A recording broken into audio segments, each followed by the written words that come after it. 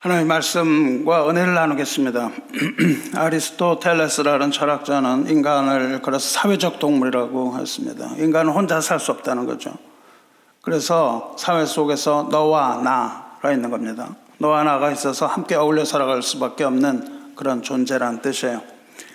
그런데 인간이 그렇게 사회를 이루어 살아갈 땐 질서가 필요합니다. 이 사회의 질서를 유지하는 데 있어서 두 가지가 있는데, 하나는 도덕입니다. 즉 윤리라는 장치죠. 그리고 다른 하나는 법이라는 장치입니다. 윤리를 morality라고도 부르고 ethics라고 부르는데, 이것을 도덕률이라고 불러요. 도덕률은 우리에게 뭘 하라고 가르칩니다.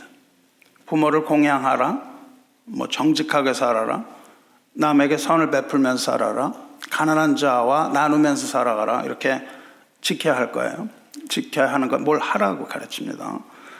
그러니까 이 윤리 도덕은 법적인 관점에서 볼 때는 인간으로서 지켜야 하는 긍정적인 법이에요. 뭘 하라고 합니다. 이 사회 질서를 유지하는 또 하나의 기둥인데, 그것은 법이라고 하는 규범입니다. 사회법이죠. 사회법은요, 뭐 하지 말랍니다. 뭘 하지 말라. 부정적이에요. 이러한 사회법은 저주의 법입니다. 축복의 법이 아니에요. 세상의 법은. 왜냐하면 법을 지킨다 그래서 얻는 게 하나도 없습니다. 근데 법을 어기면 벌을 받아야 돼요. 예를 들어 오늘 여러분이 운전하고 왔는데 상 받으셨어요? 제한 속도가 얼마인데 그거 이상 달리면 안 됩니다. 이렇게 되잖아요. 그 이상 달리지 마라. 근데 여러분 다 여기 올 때 티켓 받고 오신 분도 있을지 모르지만은 그걸 지켰다 그래서 상 주는 게 아닙니다. 근데 과속을 하면 벌금 내는 거예요. 그렇죠? 하지 않으면.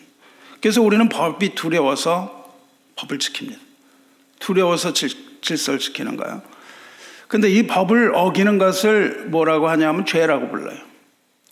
그리고 죄를 지으면 처벌을 받는 겁니다. 그러면 죄에 대한 벌은 누가 어떻게 정하냐 이거예요. 사회에서부터는 다양한 죄가 있습니다. 사회법에는 벌금부터 시작해서 훈계 이렇게 시작해서 사형까지 이렇게 죄질의 경중을 따져요. 가볍고 무거운 죄를 구별해서 다양하게 판단을 내립니다. 그럼 하나님의 법은 도대체 어떤 것이고 죄에 대한 하나님의 판결은 어떤 건가를 좀 보고, 그 중에서도 가장 무거운 죄, 살인에 대해서 생각해 보려고 합니다. 어느 나라 어느 문화의 법이든지 가장 큰 죄는 살인죄라고 말할 수 있어요. 그 법전을 연구하는 사람들은 가장 오래된 법이 함무라비 법전이라고 얘기하죠.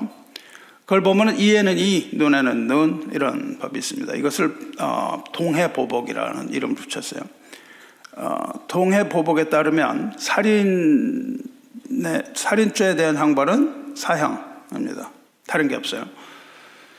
그런데 이것이 고대 이집트에서는 확대가 됩니다. 그래서 다른 죄까지 살인으로 들어가요. 그전에는 살인한 사람만 살인했는데 이것이 살인, 예를 들어서 반역을 했다, 반란을 일으켰다, 이러면 사형을 받아요. 또 신성모독, 그 신을 모독했다거나 이런 등등 다른 중대한 범죄에 대한 처벌도 사형으로 다스려졌습니다. 이러다가 로마에 이르러서는 이게 아주 엄격하고 잔혹하게 되기 시작했어요. 대표적인 것이 불에 태워 죽이는 화형입니다. 그리스도인들 많이 불에 태워 죽였습니다. 왜냐하면 그들이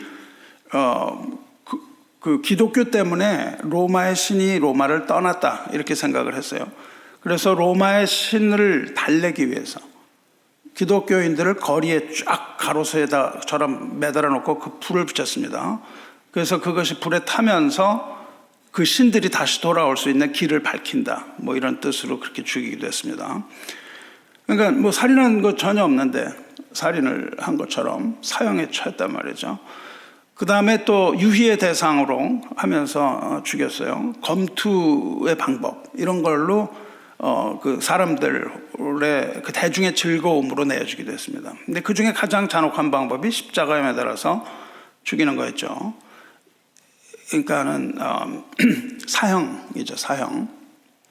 인간이 느끼는 가장 심한 고통으로 죽이는 방법, 이것이 사형이었고, 십자가는 인간의 역사상 가장 잔혹한 사형틀이었습니다. 이렇게 사회법은 점점 엄격해졌어요. 그래서 사회법도 살인에 대해서 엄격했지만 하나님의 법도 살인에 대해서는 아주 엄중했습니다. 초기를 보면 아주 엄중해요. 그래서 10계명, 6계명이 살인하지 말라 이렇게 됐습니다. 뭐라고 되어 있냐면 출애굽기 21장을 보면 사람을 쳐 죽인 자는 반드시 죽이라 이렇게 되어 있습니다. 살인죄는 심각한 죄고 하나님 앞에서 아주 중죄였습니다. 인간의 법에서 볼 때는요, 살인죄에 대한 사형, 이거는 사회를 유지하는 법입니다. 요즘 논란이 많이 있었죠. 사형 제도에 대해서 논란이 많이 있었습니다. 그러나 찬성하는 자도 있고 반대하는 자도 있지만 어느 정도의 비율이 되는지는 잘 모르겠는데 이렇게 물결처럼 왔다 갔다 해요. 반대하다가 그 다음에는 또 반대하면 어떤 일이 일어나요? 사회가 무질서해집니다. 그러니까 또 사형하자고 하는 의견이 나오고 이렇게 왔다 갔다 하는 그런 것을 우리가 볼 수 있습니다. 인간은 뭘 어떻게 될지 잘 모르기 때문에 그러죠. 그런데 하나님의 법에서도 살인을 금합니다. 근데 하나님의 살인을 금하는 법은 이런 사회 질서, 이런 차원을 넘어섭니다. 하나님은 왜 살인을 금하셨을까요? 살인은 살인죄에 대한 형벌은 창세기에서 노아를 통해서 처음 주어집니다. 다른 사람의 피를 흘리면 그 사람의 피도 흘릴 것이니, 이는 뭐라고 되어 있나요? 다른 사람의 피를 흘리면 그 사람의 피도 흘릴 것이니 이는 하나님이 자기 형상대로 사람을 지어줬습니다. 이렇게 되어 있습니다. 피는 생명을 뜻해요. 다른 사람이 피를 흘리면, 다시 말해서 누군가를 죽이면 죽인 그 사람도 죽임을 당하게 되어 있다 이겁니다. 근데 그 이유가 뭐예요? 이유가 뭐냐면 죽임을 당한 그 피살자 또한 하나님의 형상을 하고 있다는 거예요. 하나님이 자신의 형상으로 창조하신 피조물이 인간입니다. 살인은 뭘 하는 거냐 하면 하나님의 형상을 파괴하는 겁니다. 형제가 있는데 형제가 가지고 있는 하나님의 형상을 죽이는 거예요. 그러니까 이것은 하나님에 대한 직접적인 죄입니다. 사람을 죽이는 것은 인간을 지으시고 인간을 사랑하시는 하나님을 모독하는 중죄에 해당하는 거예요. 우리가 형제가 아무리 미워도 죽여서는 안 되는 것이죠. 왜냐하면 그건 하나님을 죽이는 거에 해당하기 때문입니다. 부모는 왜 공경하라고 하셨습니까? 부모는 하나님의 형상을 따라 지으심을 받은 나의 부모기 때문에 공경하는 거예요. 나의 신체 발부 수지부모 이 유교적인 그런 거를 뛰어넘어서 하나님을 섬기듯이 부모를 섬기는 겁니다. 그러니까 부모 섬기는 건 어마어마하게 중요한 거예요. 그래서 가장 큰 10계명의 가장 큰 게 뭐예요? 살인죄보다 더 심한 형벌이 뭡니까? 부모를 공경하지 않는 것. 이게 넘버원이었거든요. 왜 그러냐면 하나님의 형상이라는 걸 이해해야 그게 이해가 됩니다. 그렇지 않으면 이해가 안 됩니다. 비록 인간이 하나님께 죄를 범하여 타락했다고 하지만 아직도 여전히 우리는 하나님의 형상을 희미하게 지니고 있기 때문에 우리의 생명 가치와 존엄은 무엇과도 비교할 수 없는 것이에요. 가장 존엄한 겁니다. 그래서 인간의 존엄성은 반드시 보존돼야 되는 거예요. 왜냐하면 우리가 하나님의 형상을 가진 자들이므로. 그래서 하나님의 형상을 따라 지음을 받은 인간을 죽이는 일은 하나님을 죽이는 것 같은 것이며 그 안에 하나님을 두려워하는 마음이 없다는 거예요. 그래서 그것은 하나님에 대한 모독죄에 해당합니다. 그리고 살인은 가장 심각한 죄에 해당해요. 그런데 여기 문제가 있는 거죠. 그 살인자를 겉으로 보면 그 사람이 죽일 동기를 가지고 죽였는가? 아니면 실수로 죽였는가? 죽이지도 않았는데 누명을 쓰고 있는 건가? 우리가 이걸 알 수가 없는 거예요. 그래서 증거가 불확실하거나 부주의한 판결 때문에 억울하게 옥살이한 사람 이야기, 그런 소설도 많이 나옵니다. 그래서 하나님께서는 이것을 판단하실 때 언제나 내적 판결을 하셨어요. 주님은 내적 판결을 하셨습니다. 외적인 살인 행위 자체가 아니라 마음속으로 짓는 죄에 대하여 말씀하셨어요. 그 형제를 미워하는 자마다 살인하는 자니 살인하는 자마다 영생이 그 속에 거하지 아니하는 것을 너희가 아는 바라. 대단히 정말 무서운 형벌이 아닐 수 없습니다. 살인죄는 살인 그 자체가 아니라는 거예요. 그 자체가 아니라 형제를 사랑하지 않고 형제의 잘못을 용서하지 않으며 마음속으로 미움을 품고 있으면 살인죄라고 말씀하셨어요. 이미 그 마음속에서 정죄했고 이미 그 마음속에서 죽여버렸다는 거죠. 그것이 하나님 앞에서 진정한 살인자라고 말씀하시는 겁니다. 살인에 대한 벌은 뭐였어요? 살인에 대한 벌은 사형으로 목숨을 잃는 것이었습니다. 그런데 마음으로 미워하여 살인하는 자에 대한 죄에 대한 형벌이 달라졌어요. 그것은 영생을 잃는 거라고 말씀하십니다. 영원히 생명을 얻는 무거운 것에 해당이 됩니다. 그런데 인간이 인간을 판단하기가 어렵다는 겁니다. 인간은 마음으로 짓는 죄를 판단할 능력이 없어요. 우리가 옆 사람이 죄를 짓는지 안 짓는지도 잘 모르고 그것이 어떤 동기에서 어떻게 나오는 것인지 잘 모릅니다.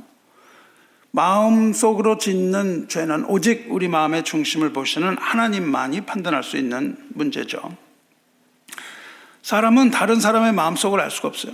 그래서 죄를 지은 사람이 어떤 동기였는지 알 수가 없고 우리는 외형만으로 판단합니다. 어떤 살인자는 아주 악한 살기를 품고 사람을 죽였어요.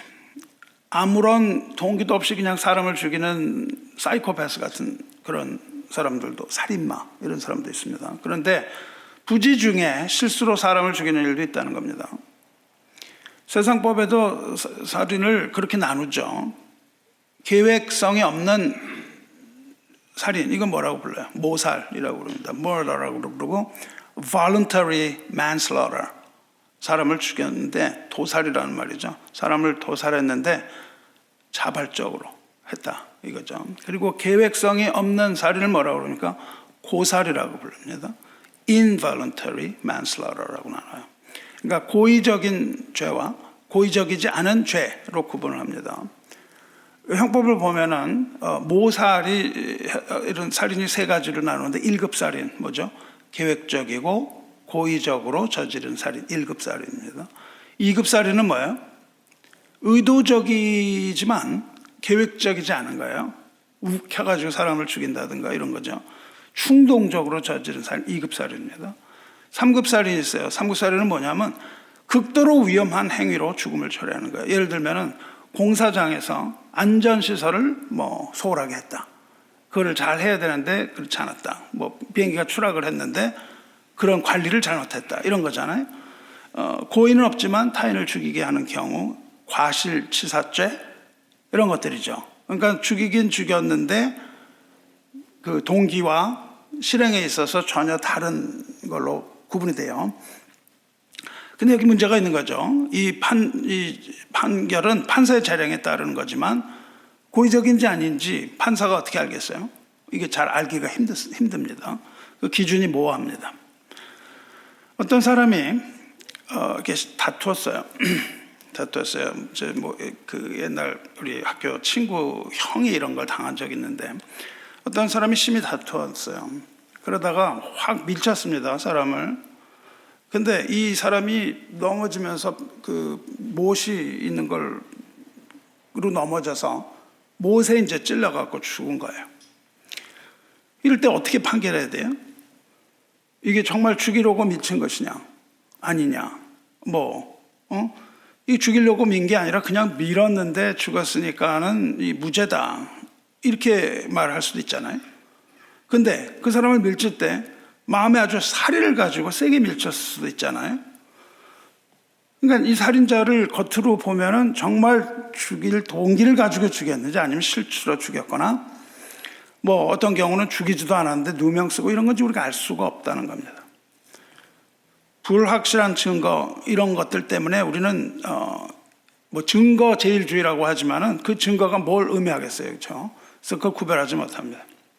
오늘 본문은 오늘 하나님 말씀은 이런 경우에 고의적인 살인자와 부지중에 저지른 살인자에 대한 하나님의 법에 대해서 말하고 있는 거예요. 그러니까 모두 살인죄입니다. 여러분 이제 여호수아 쪽 읽어가시는데 이 20장을 보면 이스라엘 백성은 여호수아를 따라서 요단을 건너갑니다. 그리고 가나안 정복 전쟁을 마쳐요. 그리고 이제 백성은 기업의 분배를 다 마칩니다. 그리고 정착을 해요. 이로써 하나님의 모든 약속이 다 성취가 됩니다. 그리고 이제 남은 일은 거기서 살아가는 거예요. 하나님의 백성으로서 거기서 살아갑니다. 거기에 필요한 게 질서와 규례 이런 것들이 필요한 거죠 이제. 그런데 그 규례, 법 이것들은 사실 가나안에서 살아갈 모든 규례는 여호수아가 받은 게 아닙니다. 여호수아가 받은 것이 아니고 광야 시절에 하나님께서 모세를 통하여 그걸 다 주셨어요. 그래서 너희가 가나안에 들어가거든 이렇게 하라 말씀을 하셨습니다. 그 중에 하나가 오늘 본문에 나오는 도피성 제도예요. 여기 보시면 도피성이라는 말이 나옵니다. 도피성 제도를 우리가 살펴보면서 하나님의 은혜를 나누겠습니다.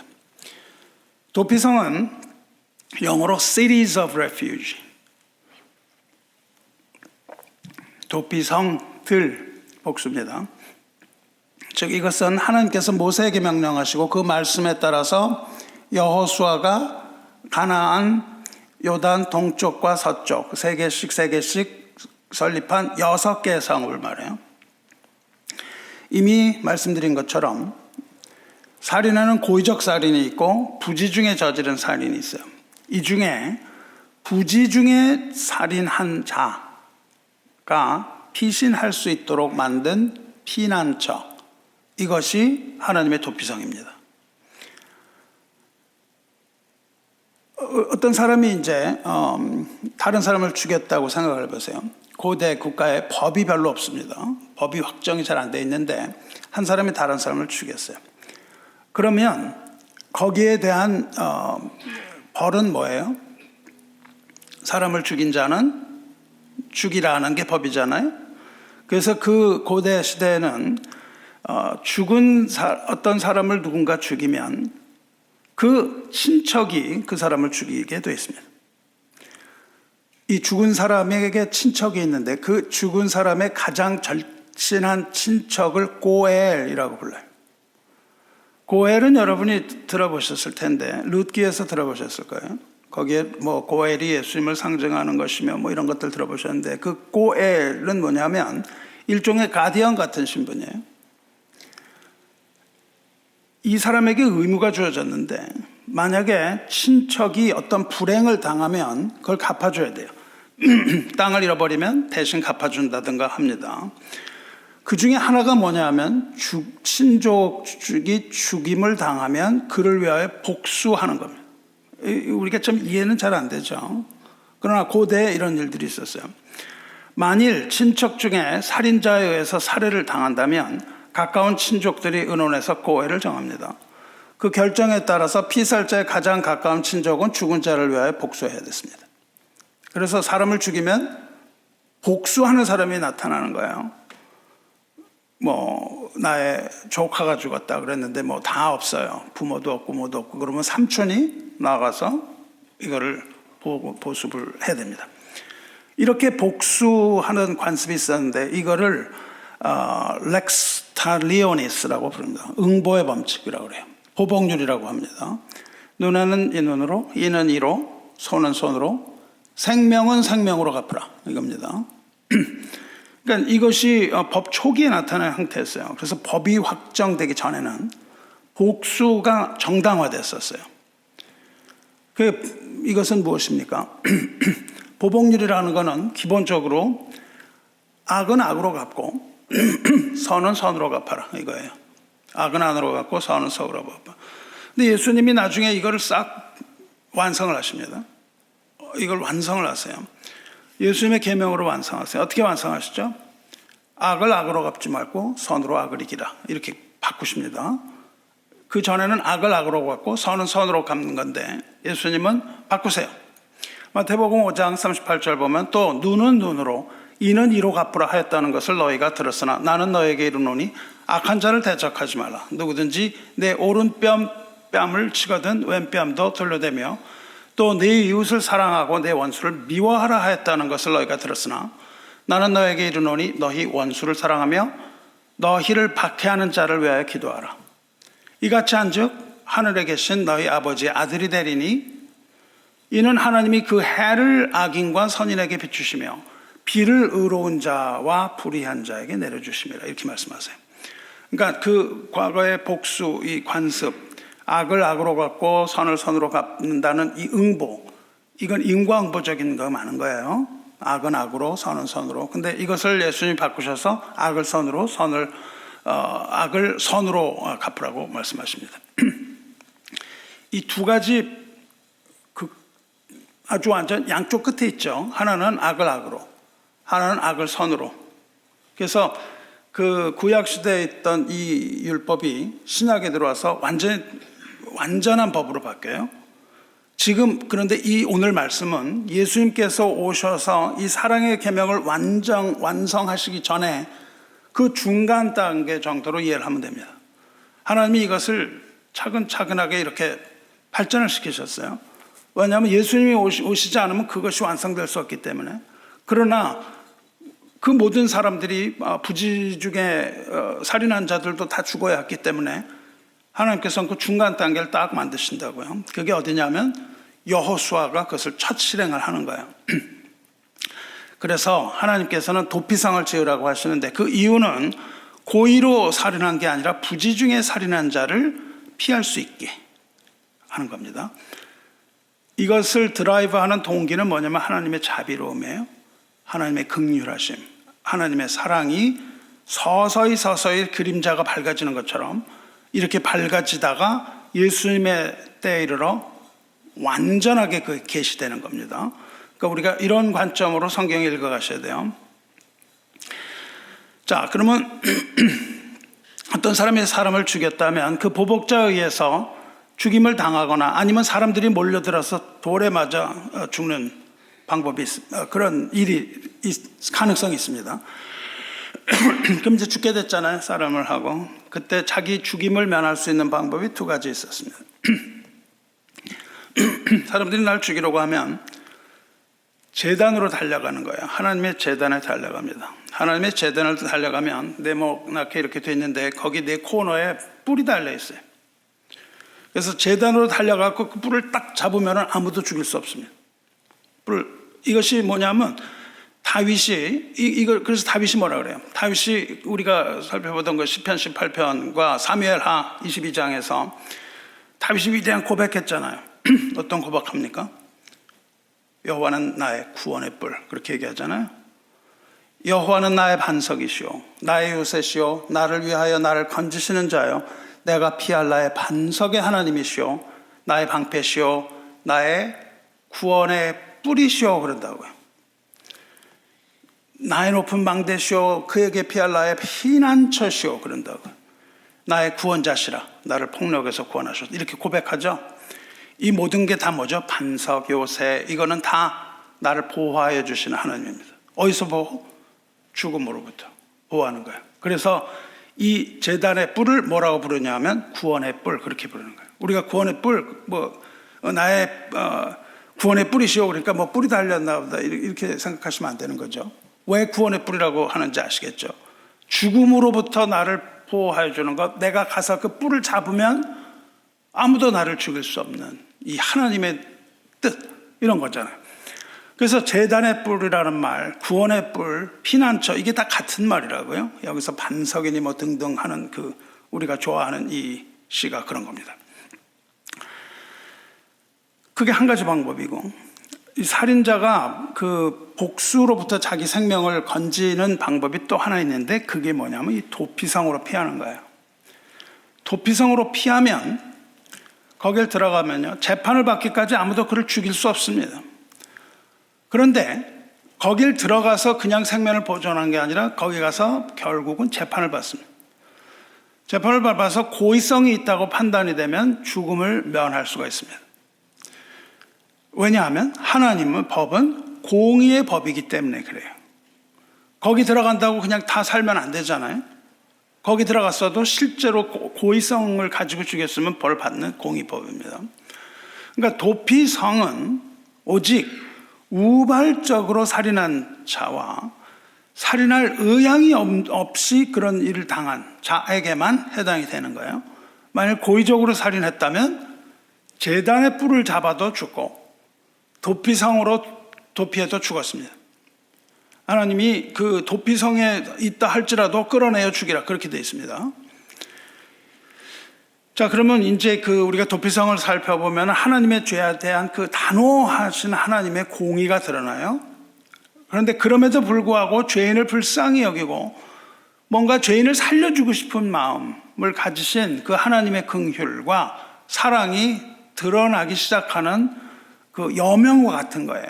그 마음이 살살 보이기 시작하는 겁니다. 아직 그리스도가 오시기 이전이기 때문에, 그런 그림자의 시대였기 때문에 아주 희미하게 나타나는 거예요. 그래서 우리가 이걸 잘 살펴봐야 됩니다. 하나님께서는 도피성을 6개를 만들려고 하셨어요. 왜 그러냐 하면 살인범이 너무 멀어서 도피성으로 도망가지 못할까 봐 여러 개를 만드셨습니다. 그래서 그걸 지도를 보면 정삼각형으로 이렇게 돼 있어요. 아주 거리를 잘 계산을 해서 갈 수 있습니다. 유대 전승을 보면은 도피성으로 가는 길은 아주 넓게 닦으라 이렇게 되어 있습니다. 길이 막 꼬불꼬불 해갖고 못 찾을까 봐 도피성으로 가는 길은 아주 넓게 만들어야 돼요. 그리고 그 도피성으로 가는 길에 막대기를 세우고 판을 세워서 거기에 미클라트라고 써라 이렇게 되어 있습니다. 그게 뭐냐 하면은 도피성이란 말이에요. 도피성이란 말인데 그게 뭐냐 하면 교통 표지판이에요. 그러니까 가다가 표지판이 없어서 어디로 가야 되지? 이럴까 봐서 거기 가는 길에는 표지판을 다 길가에 잘 보이게 설치를 하라 했습니다. 하나님의 그 배려가 있는 거죠. 혹시라도 길을 찾지 못해서 도피하지 못할까 봐 배려하시는 하나님의 긍휼하심이 보입니다. 자, 앞서서 우리가 알아본 것처럼 이제 도피성은 고의로 살인하지 않은 자에게만 해당돼요. 그러면 고의인지 아닌지 어떻게 알아요? 고의인지 아닌지. 민수기를 보면 자세하게 나와 있습니다. 만일 철 연장으로 사람을 쳐 죽이면 고의살인이다. 그렇게 되어 있습니다. 반드시 죽이라. 살상 무기를 가지고 죽인 것은 안 됩니다. 손으로 뭐 이렇게 한 게 아니라 뭘 들고 죽였으면 안 돼요. 살해할 의도를 가지고 연장으로 쳐 죽였으면 하나님의 긍휼의 대상이 안 됩니다. 돌로 사람을 죽이면 어때요? 뭐라고 되어 있냐면 사람을 죽일 만한 돌이면 살인자로 처리하래. 사람을 죽일 만한 돌이라는 건 커다란 돌일 수도 있고 아니면 뭐 뾰족뾰족한 이렇게 고의성이 있는 그런 뾰족한 이겠죠. 몽둥이를 죽이면 어떻게 해요? 고의로 죽인 겁니다. 뭘 들고 하면 안 돼요. 우리가 뭐 전쟁이나 이런 데서 막 뭐 무기를 쓰고 막 이러는 건 다 안 된다는 거예요. 무기를 쓰는 건 다 안 됩니다. 그러면 손에 아무것도 안 들었는데 미움을 가지고 죽였으면 어때요? 고의라고 얘기를 하고 있습니다. 미워하는 까닭에 밀쳐 죽이거나 기회를 엿보아 무엇을 던져 죽이거나, 그러니까 음모를 꾸미는 거예요. 막 그러거나 악의를 가지고 손으로 쳐 죽이면, 아무것도 안 들었는데 마음이 그런 마음을 가지고 했다면 죽였다면 그 친자는 반드시 죽일 것이니 이는 살인하였습니다. 그건 살인으로 칩니다. 어떤 수단이든 어떤 수단을 썼든 미움 때문에 죽이는 건 고의적 살인이라고 얘기해요. 마음으로 형제를 미워하는 자가 가장 큰 죄라고 돼 있잖아요. 이게 옛 율법, 뭐 예수님만 그렇게 한 것 같은데 그렇지 않다는 겁니다. 구약에서도 똑같은 게 나오는 거예요. 옛 율법도 그렇고 그리스도의 율법에 있어서도 마음으로 짓는 죄가 가장 크다고 얘기를 하고 있습니다. 레위기를 보면 너는 내 형제를 마음으로 미워하지 말라. 내 이웃을 반드시 견책하라. 그러면 내가 그 죄에 대하여 죄를 담당하지 아니하리라. 마음으로만 미워하지 않으면 된다는 겁니다. 예수님의 시대에서 요한일서에서는 어떻게 되어 있습니까? 그 형제를 미워하는 자마다 살인하는 자니 살인하는 자마다 영생이 그 속에 거하지 아니하는 것을 너희가 아노라. 이렇게 말씀하십니다.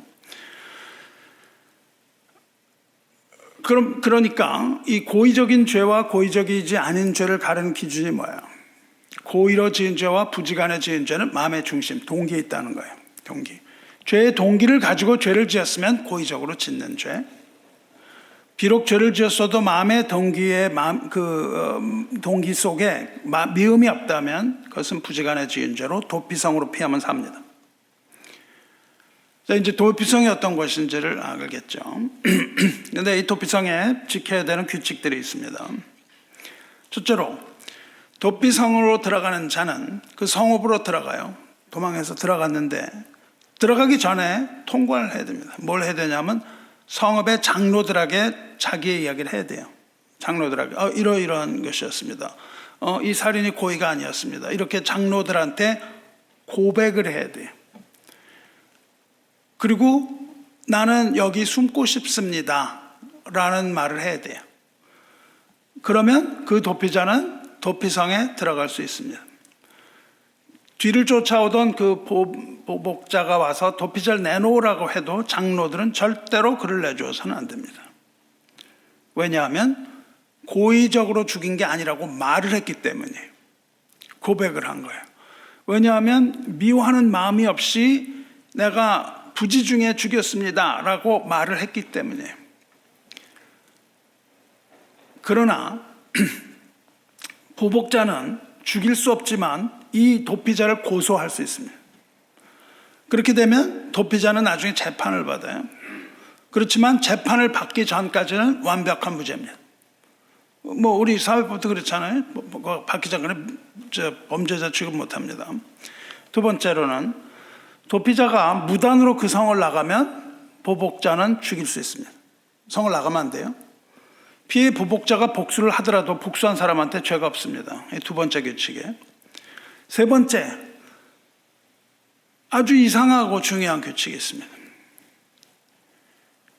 그 도피자는 거기에 살 수 있는데 언제까지 살 수 있냐면 제사장이 죽을 때까지 삽니다.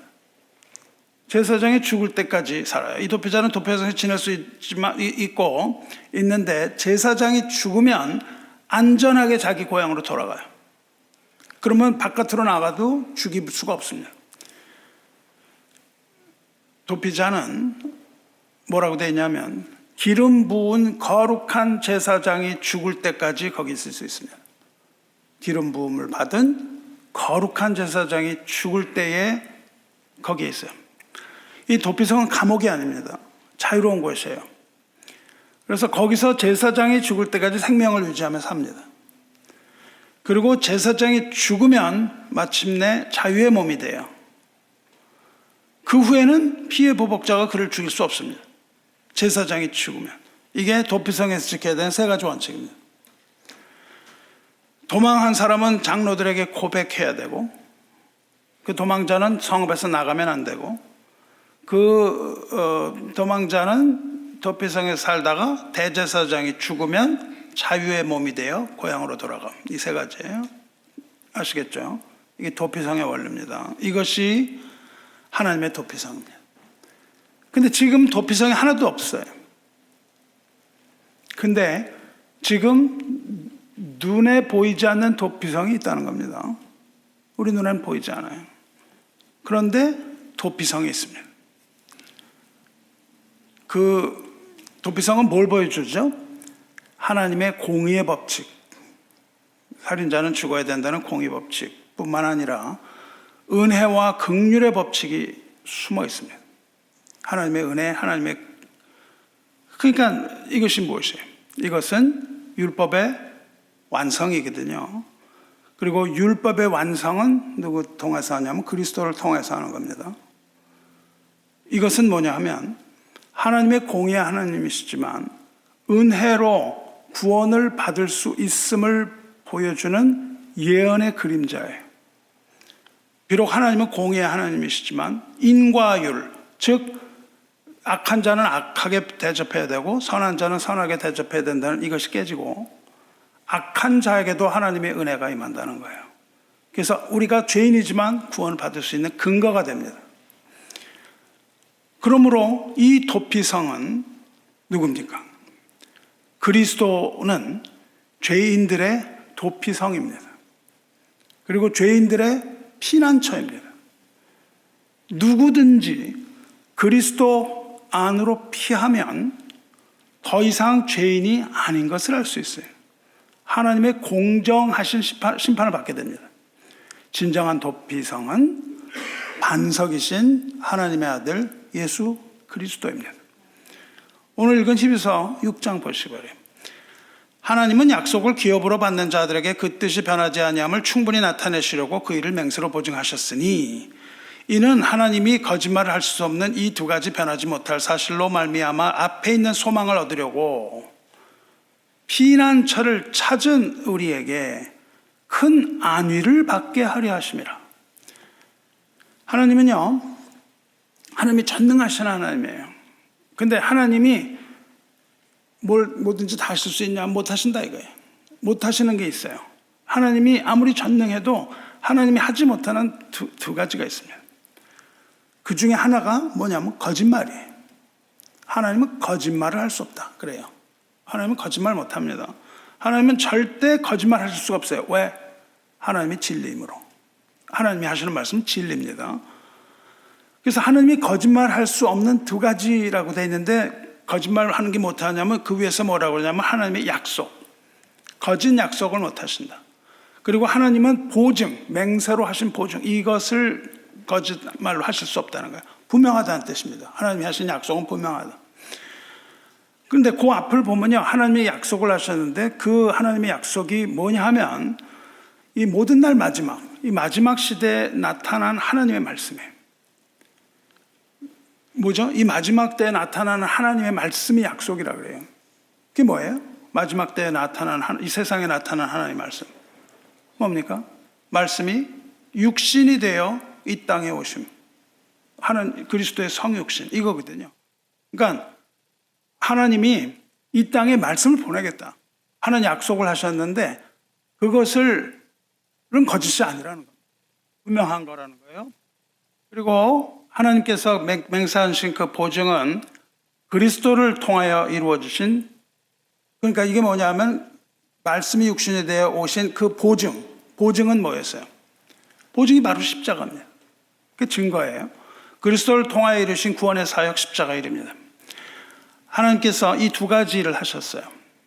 즉 그리스도를 보내셨고 그리스도를 통하여 십자가에 죽으심, 이 두 가지입니다. 이 두 가지 때문에 우리가 소망이 있다는 거예요. 그러니까 그 앞에서 말하는 소망이라는 건 뭡니까? 예수 그리스도를 통하여 우리가 얻는 구원, 도피성에 피하여 살게 되는 그 생명, 이겁니다. 그래서 이 구원의 소망을 얻기 위하여 어딜 찾아가라는 거예요. 어딜 찾습니까? 우리가 찾아야 하는 곳을 히브리서가 피난처라고 얘기한다고요. 피난처. 주님이 피난처라는 거예요. 그러니까 구원을 얻기 위해 우리는 어디로 피한다는 거예요? 도피성으로 피한다는 겁니다. 도피성이신 그리스도로 피하는 거예요. 그리고 그 도피성에 들어가면 하나님의 약속과 보증으로 인해서 큰 위로가 하늘로부터 온다는 거예요. 그러니까 지금 막 죽을 것 같았는데 도피성을 딱 들어가니까 뭐가 왔어요? 위로가 왔다 그 말이에요. 하나님의 위로. 우리도 죽어야 하는 죄인이 도피성이신 그리스도 안으로 뛰어 들어갔을 때에 하늘로부터 위로가 내려오는 거예요. 그 위로를 뭐라 하냐면 큰 위로라고 부릅니다. 그러니까 우리는 그리스도 안에서 위로를 얻는 그런 사람들입니다. 그러니까 하나님께서 우리를 왜 마련하신 그 도피성이 어디예요? 즉 예수 그리스도입니다. 예수 그리스도께서 보이지 않는 우리의 도피성입니다. 사랑하는 성도 여러분, 그럼 이제부터 도피성, 영적 의미의 이 도피성이 우리에게 도대체 뭘 얘기하고 있는가? 이걸 우리가 살펴봐야 돼요. 첫째로 우리는 모두가 다 살인자라는 거예요. 모두가 다 하나님 앞에 죄인이라는 겁니다. 인간의 법은 뭐 여러 가지 벌금을 내도 되지만요. 하나님의 죄는 죄다 뭐냐면은 그 살인죄에 해당합니다. 로마서 3장 보시면 기록된 바 의인은 하나도 없으며 깨닫는 자도 없고 하나님을 찾는 자도 없고 선을 행하는 자는 없나니 하나도 없도다. 모두가 다 죽어야 될 사람이라는 거예요. 그들의 목구멍은 열린 무덤이요 그 혀로는 속임을 일삼으며 그 입술에는 독이 있고 그 입에는 저주와 악독이 가득하고 그 발은 피 흘리는데 빠른지라. 그래놓고 뭐라고 하시냐면 모든 그 우리가 가지고 있는 악한 것들 사소한 것까지 다 열거한 후에 이 같은 일을 행하는 자는 사형에 해당한다고 하나님께서 정하심을 알고도 그래요. 그 중에 뭐가 있냐면은 가십, 뒤에서 욕하는 거. 거기에 대한 벌이 뭐죠? 사형이라고 그러신다고요. 사형입니다.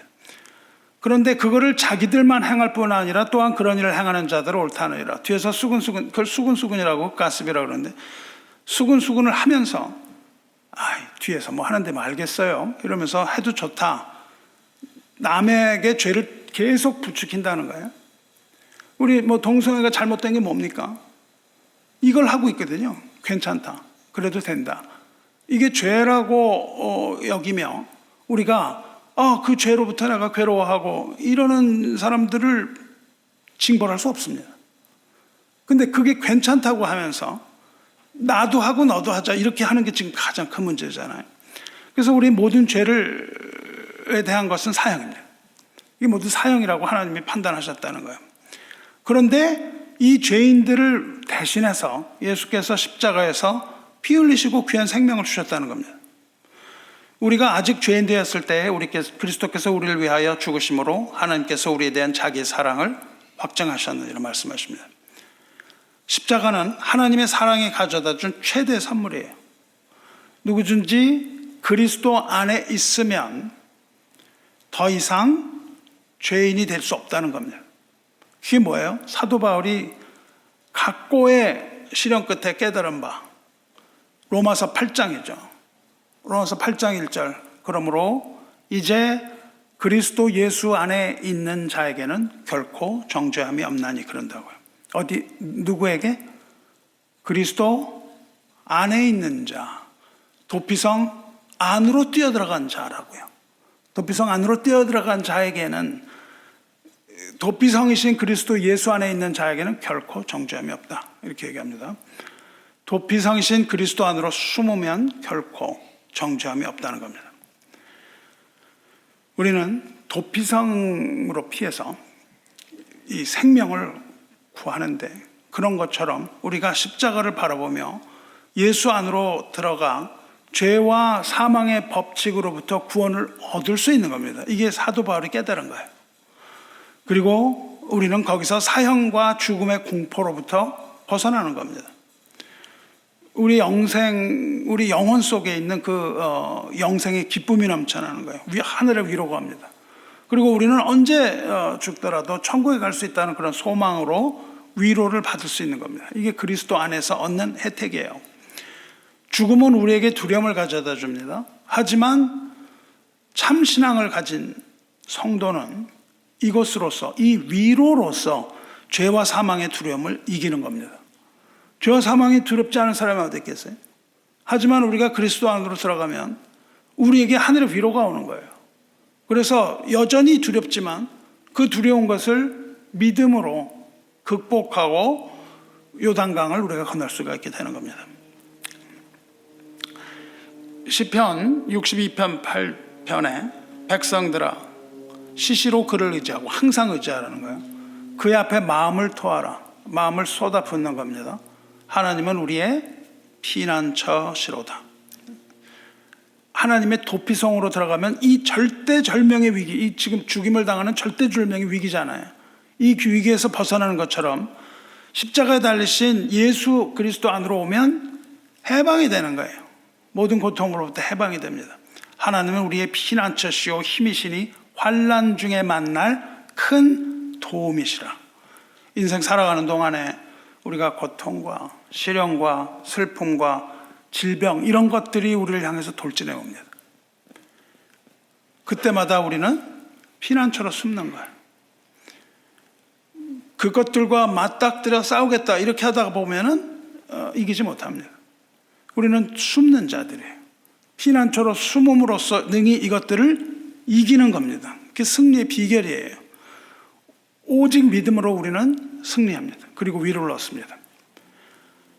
이제 그리스도 예수 안에 있는 자에게는 결코 정죄함이 없나니 이는 그리스도 예수 안에 있는 생명의 성령의 법이 죄와 사망의 법에서 너를 해방하였습니다. 그리스도 안으로 들어가는 것은 감옥에 갇히는 것이 아니라 해방이 되는 거예요. 도피성은 감옥이 아닙니다. 죄인은 감옥에 갇히죠. 도피성은 감옥이 아니라 뭐예요? 해방하는 자유로운 곳이라는 겁니다. 죽을 죄를 지었더라도 그리스도이신 예수 안으로 믿음으로 그 안으로 피하면 안전합니다. 그래서 들어가라고 계속 얘기하는 거예요. 근데 왜 못 들어가죠? 믿음이 없습니다. 간단합니다. 구원의 방법은 간단해요. 믿음으로 그 안으로 들어가면 끝나는 겁니다. 더 이상의 다른 게 필요 없어요. 거기서 뭐 옷 매무새를 내가 잘해야지, 뭐 내가 머리를 빗고 이런 게 없습니다. 그냥 믿음으로 열린 문으로 들어가라. 그러면 그게 구원이라고요. 이게 믿음으로 구원 얻는 원리입니다. 그렇게 그리스도 안으로, 이게 죽을 죄인이 믿음으로 그리스도 안으로 들어가서 거하면 정죄받지 않고 생명의 성령의 법으로 인해서 죄와 사망의 법으로부터 해방. 이것이 바로 사도 바울이 깨달은 거예요. 7장에서는 그걸 계속 자기가 하려고 했거든요.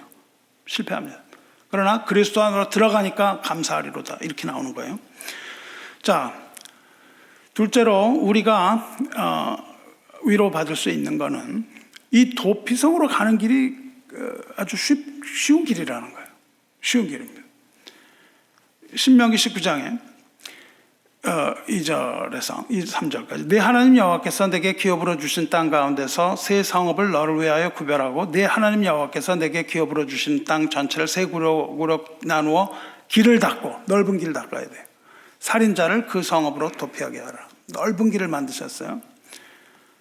도피성으로 가는 사람들이 돌부리에 넘어지고 뭐 가는 길이 막 험하고 이런 게 없도록 길을 잘 닦고 살인자를 성읍으로 도하게 하셨습니다. 닦여 있는 그 길이 뭐예요?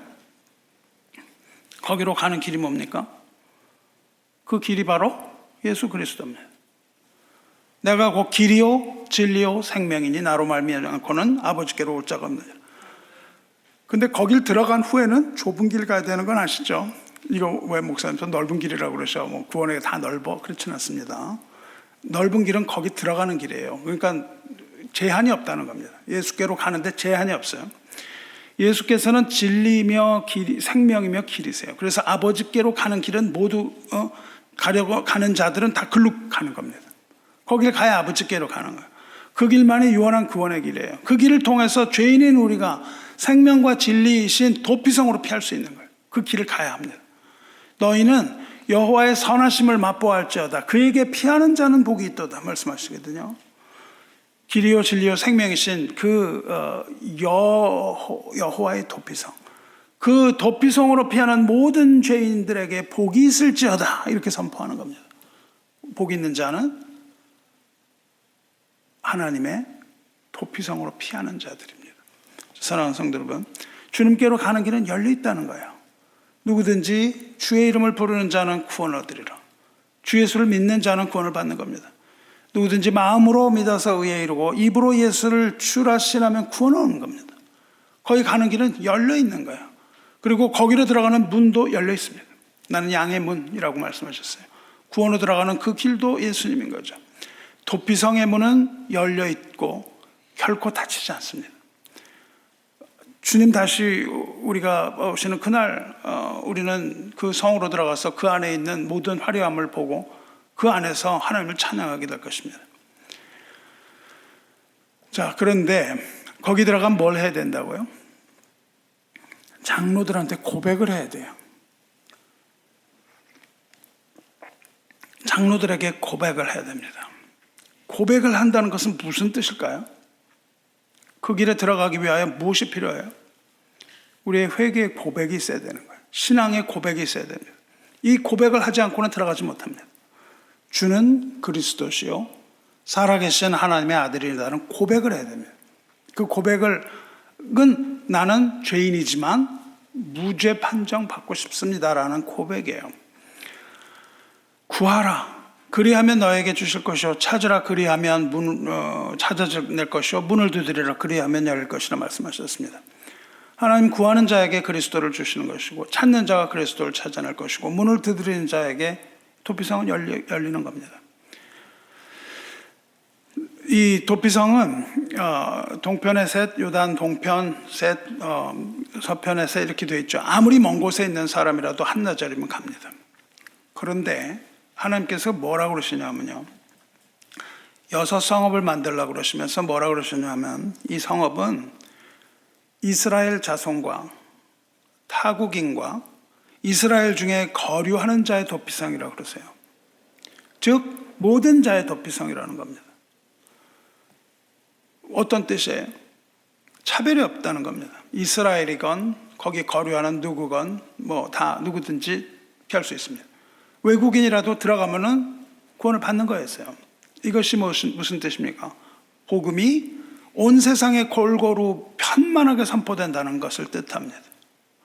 하나님은 모든 사람이 구원을 받으며 진리를 아는 데 이르기를 원하시느니라. 누구든지 차별 없이 남자든지 여자든지 부자든지 가난한 자든지 무엇이든지 누구든지 원하고 복음 받아들이는 자는 믿을 수 있도록 복음이 편만하게 열려 있고 현재는 세계 각국으로 성경이 다 번역되어 있다고요. 누구든지 하나님의 말씀을 읽고 뜻을 정한 사람들, 하나님 나라에 들어가는 이 모든 사람들, 이것이 뭐냐면 하나님의 사랑이라는 거예요. 그리고 이것을 복음의 편만성이라고 그럽니다. 이 길로 가는 길에 구별이 없어요. 남녀노소 빈부 귀천으로 되는 게 아니라 유방이나 유대인이나 이방인이나 차별이 없습니다. 복음은 누구한테나 개방이 되어 있어요. 주님께서 제자들에게 뭐라고 말씀하십니다. 너희는 온 천하에 다니며 만민에게 복음을 전하라. 오늘 주보에도 여러분 읽으시죠. 그 길을 사람들에게 알리고 그 문으로 들어가게 할 의무가 우리에게 있습니다. 길이요 진리요 생명이신 예수 그리스도를 세상에 알리는 그러한 성도들 되시기를 주님의 이름으로 축원합니다. 여기 들어갔을 때 죄를 고백하는 것은 자기의 죄를 자복하고 회개하는 거죠. 내가 의인을 부르러 온 것이 아니요 죄인들을 불러 회개시키러 나오신 것처럼 우리가 회개하고 들어가야 되는 거죠. 자, 그러면 이 도피성의 두 번째 규칙을 살펴볼 때 어떻게 되어 있습니까? 이것은 부지 중에 살인한 사람을 죄인을 보호하는 성이지만 무단으로 나가는 사람은 죽여도 무방한 거예요. 도피성 밖으로 나가는 것은 곧 하나님의 긍휼을 무시하는 행위입니다. 왜 죽여야죠? 하나님이 긍휼함으로 도피성을 주셨는데 이걸 무단으로 나가는 거예요. 그건 뭐냐면 하나님을 무시하는 겁니다. 도피성에서 나간 자는 하나님의 긍휼에서 제외됩니다. 즉 이미 죽은 자로 간주된 거예요. 이 사람은 이미 죽은 자로 죽여줬다 그렇게 단합니다. 사랑하는 성도 여러분, 절대 그리스도 밖으로 나가서는 안 되는 거예요. 그래서 히브리서가 오늘 읽은 히브리서 앞에 이렇게 말합니다. 한번 빛을 받고 하늘의 은사를 맛보고 성령에 참여한 바 되고 하나님의 선한 말씀과 내세 능력을 맛보고도 타락한 자들은 다시 새롭게 하여 회개하게 할 수 없나니 이는 그들이 하나님의 아들을 다시 십자가에 못 박아 드러내놓고 욕되게 함이라 그런다고요. 우리가 그리스도 밖으로 나가는 것은 그 아들을 욕되게 하는 겁니다. 교회 생활도 다 하고 말이죠. 예배도 참여하고 이런 거예요. 하늘의 은사도 맛보고 성령에 참여하고 선한 말씀 이런 걸 다 맛보고도 타락한 사람들은, 하나님을 떠난 사람들은, 그리스도 밖으로 나간 사람들은 다시 회개할 수 없습니다. 다시 들어가지 못해요. 거기에 들어가고 그러는 것은 아닙니다. 왜냐하면 하나님의 긍휼을 무시했기 때문입니다. 우리는 하나님의 긍휼에 감사해야 돼요. 무시하면 안 됩니다. 오직 그리스도 안에만 구원이 있습니다. 오직 예수 그리스도의 울타리만이 안전한 피난처예요. 도피성이신 그리스도 안에 머무시기를 주님의 이름으로 축원합니다. 도피성은 피난처지 감옥이 아니라고 말씀드렸어요. 그렇기 때문에 그 안에는 자유가 있습니다. 진리를 알지니 진리가 너희를 자유롭게 하리라. 진리이신 예수 안에 있을 때 참 자유를 얻는 거예요. 진리 안에 거하시기를 축원합니다. 그런데 도피성이 감옥은 아닌데 도피성이 우리의 본향은 아니라는 거예요. 거기에 그냥 머무를 곳은 아닙니다. 그리스도 안에 있는 도피성의 안에 있는 자는 자기 본향을 찾아가야 되는 거예요. 그 본향이 어디입니까? 우리가 찾아가야 되는 본향이 어디예요? 하나님이 우리들에게 주신 새하늘과 새 땅, 영원한 하나님의 나라가 우리가 본향이거든요. 구원을 했지만 그 다음에는 어떻게 돼요? 구원을 받았다고 하는 것에서 그쳐서는 안 되죠. 우리가 하나님의 나라를 기업으로 얻어야 됩니다. 우리가 도피성, 즉 예수 그리스도 안에 있으면 우리가 돌아가야 할 본향, 그 하나님의 나라를 간절히 사모하는 거예요. 도피성에 들어간 우리는 영원히 도피성에 사는 게 아닙니다. 무죄 판결을 받고 이제 본향으로 돌아가야 되지 않겠어요? 그 길 또한 우리에게 열려 있는 겁니다. 본향으로 돌아가는 날이 언제예요? 본향으로 돌아가는 그 날이 언제냐 하면, 그 날은 곧 아까 우리가 그 규칙에 대해서 배웠죠. 언제 돌아가요? 거룩한 기름 부음을 받은 대제사장이 죽으면 돌아갑니다. 피를 보복하는 자의 손에서 살인자를 건져내어 그가 피하였던 도피성으로 돌려보낼 것이요, 그는 거룩한 기름 부음을 받은 대제사장이 죽기까지 거기 거주할 것이니라. 거룩한 기름 부음 받은 대제사장이 죽을 때 그 죄인은 이제 완전 무죄 판결을 받는 거예요. 도피성에서 나가는 겁니다. 도피성에서 나가서 영원한 자유를 얻는 거예요. 그리고 영원한 생명을 얻는 겁니다. 거룩한 기름 부음을 받은 대제사장이 누구예요? 오늘 읽으신 히브리서에 그대로 나와 있죠. 20절 보십시오. 그리로 앞서가신 예수께서 멜기세덱의 반차를 따라 영원히 대제사장이 되어 우리를 위하여 들어가셨느니라. 이렇게 말씀하십니다. 누가 거룩한 기름 부음을 받은 대제사장? 거룩한 기름 부음을 받은 이란 뜻은 꼭 메시아를 말합니다. 메시아이신 그리스도이시며, 그리스도께서 영원한 대제사장으로서 우리를 본향 하나님의 나라로 인도하시는 분이라는 거예요. 근데 그 대제사장이 죽어야 된다는 겁니다. 도피자가 도피성에서 나와서 본향으로 가려면 반드시 대제사장의 죽음이 필요한 거예요. 대제사장의 죽음은 어떻게 해석되느냐? 대제사장이 죽으면 그 대제사장이 이 도망자를 위하여 대신 죽었다는 거예요. 그 대제사장이 이 사람을 위하여 죽었어요. 그러므로 이미 그 죄값을 다 치렀다는 겁니다. 그 대제사장이 누구예요? 바로 예수 그리스도입니다. 대제사장이신 그리스도께서 왜 죽으셨어요? 우리를 본향으로 보내기 위하여 십자가에서 죽으신 겁니다. 할렐루야. 십자가에서 죽으심으로 그를 믿는 자들로 하여금 도피성에서 안전하게 나올 수 있게 하신 거예요. 뿐만 아니라 죽음을 이기고 부활 승천하셨습니다. 이로써 우리는 담대하게 하나님 앞에 나갈 수가 있게 된 겁니다. 이제 우리는 담대하게 이 피난처를 떠나서 우리의 본향인 천국으로 들어갈 수가 있게 된 겁니다. 그리스도는 굳건한 만세반석이라 그랬어요. 그리스도께서 우리를 숨기시는 바위시오, 모든 환난에서 우리를 건지시는 이요, 모든 고통을 이기게 하시는 분이요, 우리를 모든 죄에서 건지시는 분이요, 우리에게 평안을 주시는 분이라는 뜻입니다. 도피성은 하나님의 사랑과 은혜의 장소예요. 거기는 저주의 율법의 지배를 받는 장소가 아닙니다. 그것은 하나님의 긍휼과 사랑으로 만들어진 곳이에요. 하나님이 세상을 이처럼 사랑하사 독생자를 주셨으니 이는 그를 믿는 자마다 멸망하지 않고 영생을 얻게 하려 하심이라. 그 사랑 때문에 우리에게 피할 길을 만들어 주시는 겁니다. 원악은 죽어야 되는 거예요. 응급법에서. 그러나 우리에게 피할 길을 만들어 주시고 회개하는 자에게 자유와 또 이 피난처를 우리에게 주셨습니다. 성도 여러분, 그러면 이해가 다 돼요?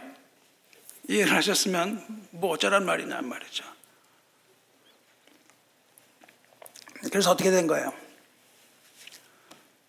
예수는, 도피성이신 예수는 교회의 머리입니다.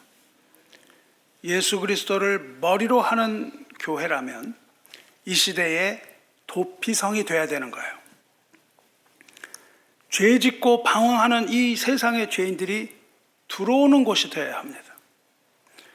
그들이 와서 편히 쉴 수 있는 평안한 피난처가 되어야 되는 거예요. 교회는 그리스도의 구원의 방주가 되어야 되는 겁니다. 세상을 향하여 열린 문을 가지고 있어야 돼요. 세상 사람들에게 영적인 평안과 쉼을 허락할 수 있는 그런 보금자리가 되어야 됩니다. 이 교회는 그리스도의 몸인 거예요. 도피성이신 그리스도의 몸입니다. 그러므로 교회는 그리스도와 하나님의 사랑과 은혜와 자비로움을 가지고 있어야 하는 겁니다. 교회는 그리스도의 구원의 십자가가 있는 곳이어야만 하는 거예요. 사랑하는 성도 여러분, 여러분 묻겠습니다. 여러분의 이 교회에 그리스도의 십자가가 있습니까? 사람들이 들어오면 십자가를 볼 수 있나요? 이 교회에 그리스도의 십자가의 구원의 도가 있습니까? 여기에 주님의 흘리신 보혈이 있나요? 우리가 그리스도의 사랑을 가지고 있나요? 이걸 우리에게 물어봐야 되죠. 여기가 도피성인지 아닌지, 아니면 여기는 도피하에 들어오는 사람을 밀쳐내는 자기 이익 집단은 아닌지, 우리는 이걸 돌아봐야 되는 거예요. 우리들의 교회가 아니라니까요. 우리들만의 교회가 돼서는 안 된다니까요. 누구라도 들어와서 편히 쉴 수 있는 곳이 되어야만 합니다. 누구든지 주의 이름을 부르는 자는 구원을 얻으리라고 말씀하셨기 때문입니다. 우리 모두가 다 죄인이지만 복음에 순종하는 자는 그 죄가 내 의도에 따라 지은 죄인지 아닌지 이것으로 간주되어서 죄사함 받거든요. 마귀에게 속아서 범죄한 것이며 자기도 모르게 사탄에게 종노릇한 것, 이런 거 인정받고 우리가 구원을 얻을 수 있습니다. 그러나 어떤 사람이 이런 우리와 동일한 죄를 졌다 할지라도 회개하지도 않고 예수 믿지 않고 복음 받아들이지 않으면 그 죄는 고의적인 죄가 되는 거예요. 이걸 알려줘야 되는 겁니다. 그러면 사함을 받지 못하고 죽음을 받게 되는 거예요. 이런 사람을 뭐라고 말합니까? 로마서에서 하나님을 알되 하나님을 영화롭게도 하지 아니하며 감사하지도 아니하고 오히려 그 생각이 허망하여져 미련하게 된 자라는 거예요. 고의적으로 죄와 동침한 자들입니다. 정죄와 멸망에 빠질 겁니다. 복음은 죄를 용서하시는 하나님의 은총과 더불어서 범한 죄를 의도성 없는 것으로 바꾸는 능력과 무죄를 선언하는 능력이 있습니다. 도피성으로 피한 사람들이 죄를 사면받고 본향으로 갈 수 있는 건 오직 기름 부음을 받으신 대제사장의 죽음을 통해서만 가능합니다. 십자가에 죽으시고 사흘 만에 부활하신 우리 주 예수 그리스도의 사랑만이 우리를 죄와 사망의 법칙에서 구원할 수 있습니다. 말씀 마치겠습니다. 그렇게 십자가에서 죽임당하신 그 대제사장은 부활하셨습니다. 그리고 이제 하나님 보좌 우편에 앉아 계십니다. 지금 이 시간도 살아계셔서 그 몸이 되는 교회를 통하여 죄인들을 부르고 계시는 거예요. 이것이 그리스도의 몸이라는 원리입니다. 이것이 바로 하나님의 크신 사랑입니다. 그리고 이것이야말로 측량할 수 없는 하나님의 은혜입니다. 모두가 이것을 깨닫게 되시길 바랍니다. 이것을 깨달아서 아멘으로 화답하시고 구원의 기쁨을 그리고 구원의 위로를 나누어 가지시기를 축원합니다. 우리 인생의 무거운 짐 다 주님 앞에 내려놓고 도피성이신 피난처이신 주님께로 피신해서 죄와 사망의 법으로부터 자유롭게 되시기를 주님의 이름으로 축원합니다. 함께 기도하겠습니다. 은혜와 사랑이 충만하신 하나님 아버지, 험하고 거친 광야와 같은 이 세상에서 우리가 피할 수 있는 피난처 주셨으니 그것은 오직 반석이신 주님께서 우리에게 열어주신 그 복음의 길이며 세상에 편만하게 하시고 열어주신 주님 걸어가신 십자가 길뿐이오니 우리가 하나님의 사랑 안에서 피난처이신 주님 안으로 피신하게 하여 주시옵소서. 주님께서 동서로 도피성을 여러 개 만드시고 죄인들로 하여금 그 성으로 피신하는 믿음을 주셔서 주님의 날개 안에 품어주시니 감사드리나이다. 우리가 주님의 그 따스한 품 속에서 구원의 기쁨으로 안식하게 하여 주시옵소서. 하나님의 사랑으로 말미암아 이 세상을 붙들고 계시나 주님께서 손을 놓으시는 그 순간 마치 콘크리트 건물이 무너져 내리는 것처럼 주님 지으신 세상이 다 무너져 내릴 것을 압니다. 그날이 이르기 전에 우리가 도피성으로 피하여 우리의 죄를 자복하고 마음으로 믿으며 주님을 입으로 시인하여 구원 얻고 의롭다 하심을 얻게 하여 주시옵소서. 주께서 주시는 생명의 성령의 법에 거하게 하셔서 죄와 사망의 법으로부터 자유롭게 하여 주시옵소서. 나라와 권세와 영광이 아버지께 영원히 있사옵나이다. 우리가 도피성이신 우리 구주 예수 그리스도의 이신 우리 예수 그리스도의 이름으로 간절히 기도드리옵나이다. 아멘. 우리